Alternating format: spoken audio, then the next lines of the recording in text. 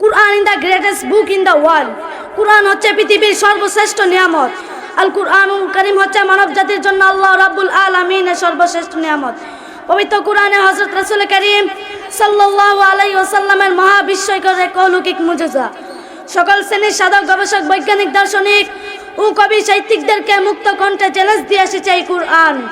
1400 বছর পর বিজ্ঞানের চরম উৎকর্ষে আধুনিক যুগেও কুরআনের এই অসাধারণ চ্যালেঞ্জ সদর্পে বিদ্যমান।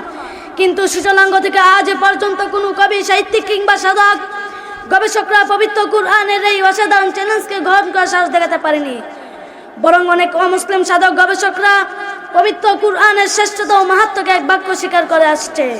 ইন্নাল হামদুলিল্লাহ নাহমাদুহু ওয়া নুসাল্লি আলা রাসূলিহিল কারীম, আম্মা বা'দ, ফাআউযু বিল্লাহি মিনাশ শাইতানির রাজীম, বিসমিল্লাহির রহমানির রহিম। ওয়া ইন কুনতুম ফি রাইবিন মিম্মা নাযালনা আলা আবদিনা। জাবালে নূর তাহফিজুল কুরআন মাদ্রাসার উদ্যোগে আয়োজিত অধ্যকার সাপ্তাহিক অনুষ্ঠানের সম্মানিত সভাপতি, প্রধান অতিথি, মুহতারাম উলামা একরাম ও বিভিন্ন এলাকাতে আগত ইসলাম প্রিয় সম্মানিত অতিথিবৃন্দ এবং আমার প্রাণপ্রিয় ছাত্র ভাইরা, আসসালামু আলাইকুম ওয়া রাহমাতুল্লাহি ওয়া বারাকাতুহু। আমি গভীর শ্রদ্ধার সাথে স্মরণ করছি জাবালে নূর তাহফিজুল কুরআন মাদ্রাসার প্রতিষ্ঠাতা পরিচালক আলহাজ হযরত মাওলানা আবুল খায়ের সাহেব বারাকাল্লাহু ফি হায়াতি, যিনি ব্রাহ্মণবাড়িয়া জেলার উত্তর মুরাইল গ্রামে জাবালে নূর মাদ্রাসা প্রতিষ্ঠা করে আমাদেরকে ইলম শিক্ষা করার সুযোগ দিয়েছেন। আমাদের প্রিয় মাদ্রাসাকে আল্লাহ তাআলা কিয়ামত পর্যন্ত কবুল করুক। আমার আজকে আলোচ্য বিষয় হচ্ছে মহাগ্রন্থ আল কুরআন একটি মুজিজা। Quran in the greatest book in the world. Quran হচ্ছে পৃথিবীর সর্বশ্রেষ্ঠ নিয়ামত। আল কুরআনুল কারীম হচ্ছে মানব জাতির জন্য আল্লাহ রাব্বুল আলামিনের সর্বশ্রেষ্ঠ নিয়ামত। পবিত্র কুরআনে হযরত রাসূল করিম সাল্লাল্লাহু আলাইহি ওয়াসাল্লামের মহা বিস্ময়কর এক অলৌকিক মুজিজা। সকল শ্রেণীর সাধক, গবেষক, বৈজ্ঞানিক, দার্শনিক ও কবি সাহিত্যিকদেরকে মুক্ত কণ্ঠে চ্যালেঞ্জ দিয়ে এসেছে এই কুরআন। 1400 বছর পর বিজ্ঞানের চরম উৎকর্ষে আধুনিক যুগেও কুরআনের এই অসাধারণ চ্যালেঞ্জ সদর্পে বিদ্যমান। কিন্তু সুজনাঙ্গ থেকে আজ পর্যন্ত কোনো কবি, সাহিত্যিক কিংবা সাধক, গবেষকরা পবিত্র কুরআনের এই অসাধারণ চ্যালেঞ্জকে গ্রহণ করার সাহস দেখাতে পারেনি। বরং অনেক অমুসলিম সাধক, গবেষকরা পবিত্র কুরআনের শ্রেষ্ঠতা ও মাহাত্ম্যকে এক বাক্য স্বীকার করে আসছে। প্রিয় বন্ধুরা আমার, আসুন তাহলে আবার আমরা মহাগ্রন্থ কুরআন সম্পর্কে খানিকটা জেনে নিই। আজ থেকে 1400 বছর পূর্বের কথা। তখন ছিল আরবি সাহিত্যের চরম উন্নতির যুগ। গদ্য, পদ্য, কাব্য চর্চায় তারা ছিল খুবই পটু। বিখ্যাত কবি, সাহিত্যিকদের তখন বিপুল সমাবেশ ঘটেছিল। এমন এক পরিস্থিতিতে প্যারা নবী হযরত মুহাম্মদ সাল্লাল্লাহু আলাইহি ওয়াসাল্লামের আবির্ভাব ঘটেছিল।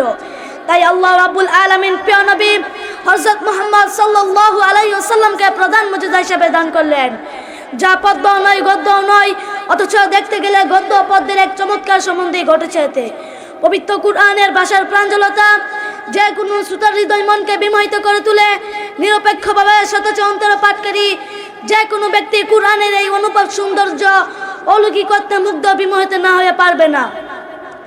জ্ঞানী, মূর্খ, মুমিন, কাফের নির্বিশেষে সকলকে স্বতঃস্ফূর্তভাবে স্বীকার করতে বাধ্য হয়েছে এ কোনো মানবের কালাম নয়, বরং মহান সত্তার কালাম, ভয় কিছু নয়, যিনি সমগ্র বিশ্বের সৃষ্টিকর্তা। আরবি সাহিত্যের তদানীন্তন গৌরবময় যুগে অনেকেই বিদ্রূপে সুরে বলতো কুরআন মুহাম্মদ সাল্লাল্লাহু আলাইহি ওয়াসাল্লামের তৈরি, এমন দু একটি তো আমরাও তৈরি করতে পারি। তখন আল্লাহ তাআলা চ্যালেঞ্জকে ঘোষণা করলেন, কুরআন মানব রচিত কোনো গ্রন্থ নয়, বরং আল্লাহ রাব্বুল আলামিনের প্রত্যক্ষ কালাম ও পবিত্র বাণী। কি মানব, কি দানব, কারো পক্ষে কুরআনের সমকক্ষ কিছু রচনা করা কিছুতেই সম্ভব না। আল্লাহ তাআলা সূরাতুল বাকারা 24 নম্বর আয়াতে উল্লেখ করেছেন, ফাইল্লাম তাফআলু ওয়া লা তাফআলু ফাত্তাকুন নারাল্লাতী ওয়াকুদুহান নাস ওয়াল হিজারা। অর্থাৎ তোমরা পারবে না, কখনো পারবে না, অতঃপর ওই অগ্নিকে ভয় করো যার ইন্ধন হবে মানুষ এবং পাথর। প্রিয় বন্ধুরা আমার, পবিত্র কুরআনের এই আলোচ্য বিষয় কোনো মামুলি ব্যাপার ছিল না। এক নিরক্ষর ব্যক্তির দর্তহীন ঘোষণা, যিনি লেখাপড়া করেননি, কোনোদিন সাহিত্যিক বা পণ্ডিতের কাছে ক্ষণিকের জন্য যাননি। নিজে কোনো কবিতা রচনা করা তো দূরের কথা, অন্য কোনো কবির কবিতাও তার মুখস্থ ছিল না। পবিত্র কুরআনের চ্যালেঞ্জ আরববাসীদের প্রাচীন আকীদা, বিশ্বাস ও পূর্বে ধর্মের উপর ছিল এক সাংঘাতিক আঘাত, এবং তাদের ভাষা নৈপুণ্য সাহিত্যিকদের বিরুদ্ধে ছিল এক বিপ্লবী ঘোষণা। এ বলে আমি আমার সংক্ষিপ্ত বক্তব্য শেষ করলাম।